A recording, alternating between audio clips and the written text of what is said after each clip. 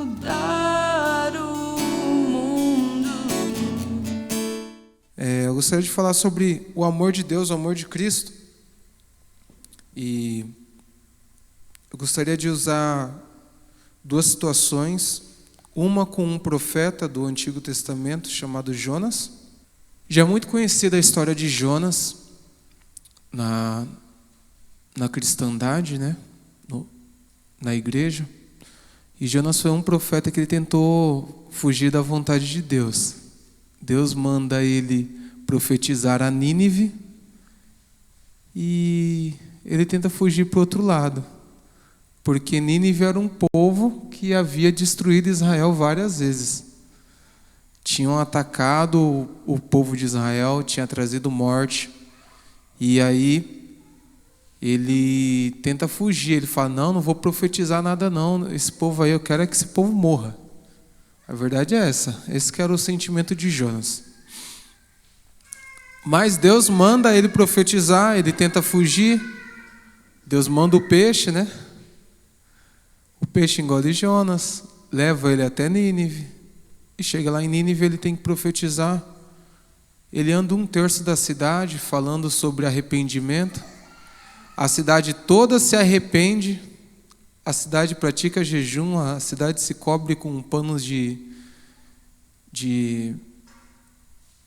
como que era o nome dos panos mesmo que se cobria quando estava se prostrando?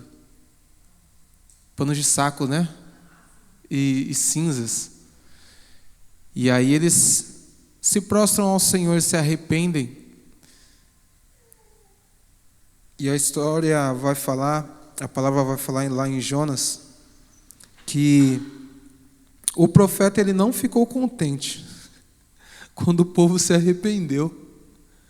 O profeta, o homem de Deus, ele não ficou contente. Lá em Jonas 4, no versículo 1, fala, mas Jonas ficou profundamente descontente com isso e enfureceu-se. Ele orou ao Senhor. A oração de Jonas. Senhor, não foi isso que eu disse quando ainda estava em casa. Foi por isso que me apressei em fugir para Tarsis. Eu sabia que tu és Deus misericordioso e compassivo, muito paciente, cheio de amor e que promete castigar, mas depois se arrepende. Agora, Senhor, tira a minha vida, eu imploro, porque para mim é melhor morrer do que viver. O Senhor lhe respondeu a Jonas, você tem alguma razão para essa fúria? Deus responde assim para Jonas.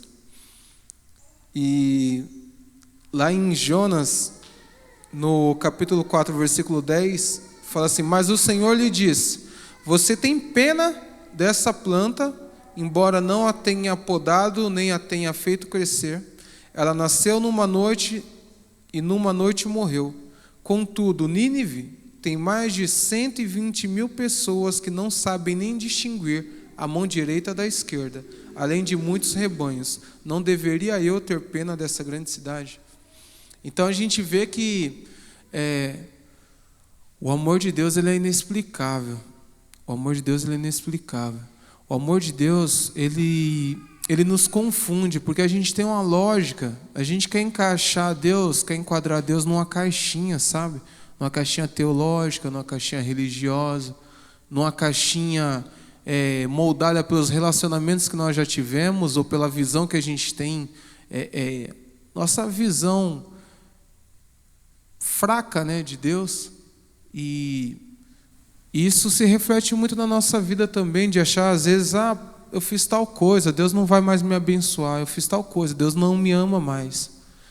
E assim vai, e é uma cosmovisão complicada, é uma teologia complicada. E a gente vê aqui no profeta Jonas que ele tinha razão para estar com raiva daquele povo, mas mais razão ainda tinha Deus em amar aquele povo e querer o arrependimento daquele povo. Então Jonas, quando ele se retira para o deserto, porque a cidade se arrependeu, ele vai lá para um monte para ficar olhando, pensando, quero que Deus exploda esse lugar aqui. A verdade é que ele queria isso. Aí ele quer ficar lá olhando, Deus manda um sol, um vento para castigar Jonas, e aí Jonas está sofrendo naquele sol, Deus faz crescer uma planta que faz sombra para ele. Ele ama aquela planta, fala, nossa, está me dando sombra. E aí depois Deus mata essa planta e ele fica revoltado com Deus. Você matou a planta, eu gostava dela. E aí Deus dá essa resposta, você gostou dessa planta que você não plantou, você não regou, nasceu num dia, morreu num dia. E eu? O que eu tenho que sentir por essas 120 mil pessoas de Nínive? Eu, Deus Criador. E aí, isso reflete muito sobre o amor de Deus, sabe? O amor de Deus pela criação dele. Deus não se agrada pela morte do ímpio. E a gente teve, como The Lion Prophetic Church, nós tivemos uma experiência parecida com a de Jonas. Não chegamos a ser um Jonas assim, propriamente dito, de querer, não, eu quero a morte desse povo. Nós não tivemos isso. Mas assim, eu já falei essa história algumas vezes, acho que a pastora Vashi já falou também. Em 2022 nós fizemos uma caravana Egito e Israel. A princípio, quando nós estávamos montando todo o itinerário, todo o cronograma, o que a gente queria fazer? A gente, na verdade, não queria ir para o Egito. A gente não queria ir para o Egito. A pastora Vashi, na verdade, ela queria ir ou para a Turquia, por toda a história da igreja primitiva, né? Ou para a Jordânia, por toda a história ali do Êxodo, que passou na Jordânia, tem uns lugares ali fabulosos e tal. E aí, Deus bateu o martelo, Deus falou, vocês vão para o Egito. E assim, a gente acatou, né? Igreja profética, o que Deus fala, a gente tem que fazer. Só que a gente não entendia muito bem o porquê de ter que ir para o Egito. Montamos todo o nosso itinerário. Primeiro dia, a gente ia para o Cairo, a gente descia lá no Cairo, né? Então, fazer a conexão, descia no Cairo. E aí a gente ia conhecer as pirâmides, esfinge, museu, esse negócio de turista, né? Com relação à igreja mesmo, não tinha nada, se a gente for ver, no Cairo. A única parte no Egito que tinha alguma coisa a ver biblicamente era o Sinai, porque o Sinai foi onde que Moisés subiu e tudo mais. Então, antes um pouco da gente ir, a gente estava planejando várias coisas. Eu não vou me alongar, tá, gente? Vai ser rápido. E aí, o hotel que estava programado da gente ir, ele era um hotel no centro, cara. E era um hotel no centro que era tipo 5 minutos de caminhada daquela praça que teve a revolução lá, a primavera. Teve a primavera árabe e com isso foi derrubado uma ditadura no Egito. E era nessa praça, tipo, imagina a Avenida Paulista, sabe a Avenida Paulista? Ou Brasília, que é aquele ponto de encontro de tudo que é manifestação, de tudo que é ato. É essa praça, para o Egito, lá no Cairo. E a gente já pensando, Deus mandou a gente fazer um ato profético. Vamos nessa praça. Vamos chegar no meio da praça, de mansinho, derramar um óleo de unção e a gente vai profetizar lá e vai ser desse jeito. Estamos pertinho, 5 minutos de caminhada, imagina, Cezinha. E aí a gente ia nessa praça. Só que o que aconteceu? Teve uma mudança. Era um hotel que a gente ia ficar no Ramses Hilton, se eu não me engano. Era um hotel muito louco, um prédião assim, colado no Rio Nilo, pertinho dessa praça, centrão. E a gente achava que ia ficar lá, só que aí o pessoal lá da agência mudou. E aí a gente foi para um hotel muito afastado. A gente andava mais ou menos uns 30, quase 40 minutos dentro do Cairo para ir para esse hotel. Imagina você estar no centro de São Paulo e de repente te levarem para Cotia, por exemplo. Era tipo isso, sabe? Então, assim, a gente ficou afastado. E aí a gente começou a conhecer o Egito. Por quê? A gente não podia sair do hotel. O ônibus nosso só podia sair com escolta. Quando a gente chegou no aeroporto, veio uma escolta para sair com o nosso ônibus. Então tinha 2 policiais armados dentro do ônibus para andar com a gente. Amém? E aí a gente foi programando. Onde que a gente vai fazer nosso ato profético? A gente tem que fazer o ato profético e tal. E a gente tentava de todo jeito achar um jeito de fazer, né, o ato profético. E aí terminou o dia do Egito lá, que a gente foi nas pirâmides, a gente voltou para o hotel. a gente quis fazer uma roda de oração, de louvor, tal, conversar algumas coisas, porque teve muita gente impactada pelo peso espiritual do Cairo. Nas pirâmides do Egito teve gente que passou mal, teve gente que viu potestade. Então foi um negócio muito sério. O Egito era pesado, né? E aí, no final das contas, vamos ir de ônibus, o dia todo andando de ônibus até o Sinai. Uma hora lá o ônibus vai parar, a gente vai no meio do deserto e faz ato profético lá. Não deu também. Não deu. A gente foi para o Sinai e o Senhor falou, lá em cima do Sinai vocês vão fazer o ato profético.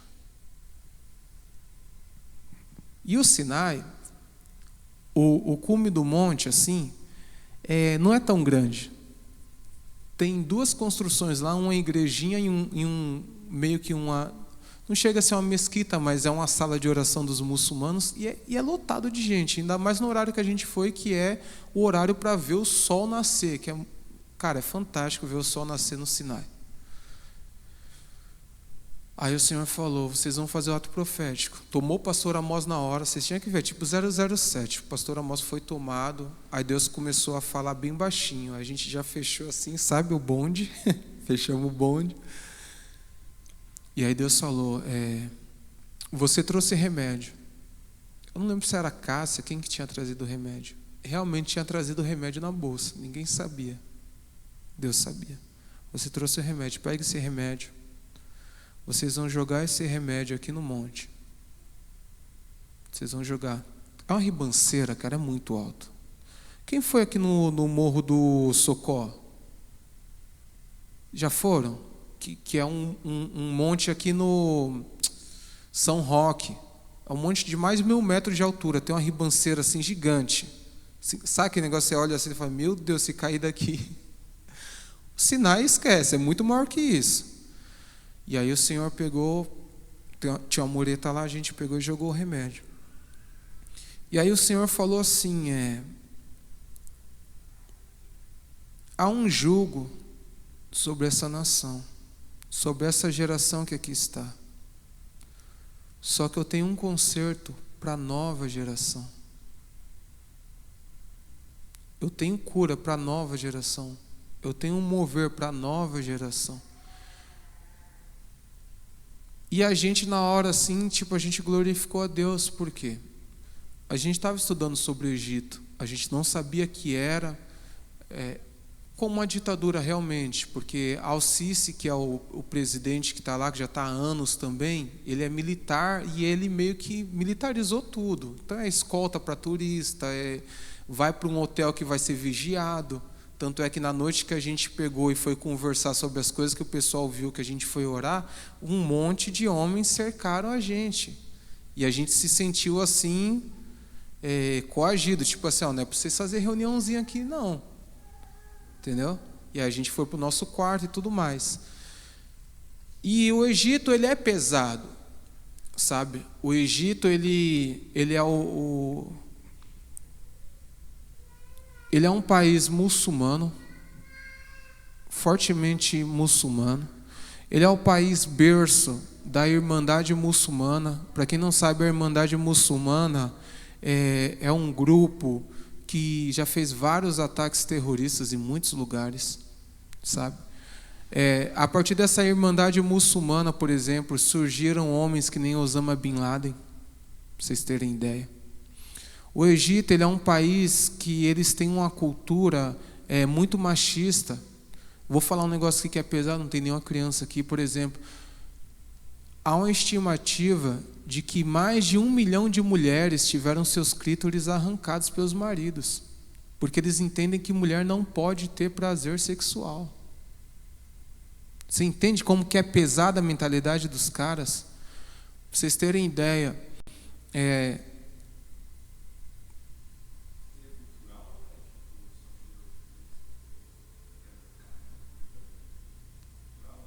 cultural de uma certa parte, não de todos, porque o Egito ele tem quase 100 e poucos milhões de habitantes. Então, tipo assim, não são todas as mulheres que vão sofrer isso, mas tem uma parcela que é tão radical no seu islamismo, no seu machismo, que faz isso, entende? Por exemplo, os cristãos coptas, que é o início do cristianismo, uma parte do início do cristianismo foi na África. Mateus, o apóstolo Mateus, que escreve o Evangelho de Mateus, ele morre na África, transpassado por uma lança.